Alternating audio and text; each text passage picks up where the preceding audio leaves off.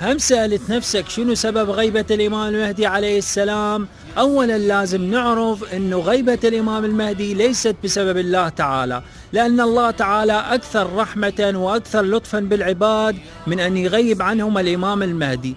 ولازم نعرف أيضا أن غيبة الإمام المهدي ليست بسبب نفس الإمام، لأن هذا راح يخالف لدور الإمامة. زين تسألني شنو سبب غيبة الإمام؟ سبب غيبة الإمام بصراحة هو الناس، لأن الناس لم يقوموا بواجبهم تجاه الإمام المهدي عليه السلام وتجاه أهل البيت عليهم السلام. أكو رواية عندنا تقول إنه الإمام المهدي غاب لأنه يخاف على نفسه من القتل، يعني يخاف على دين جده المصطفى من الاندثار والضياع، لذلك غاب الإمام المهدي عليه السلام.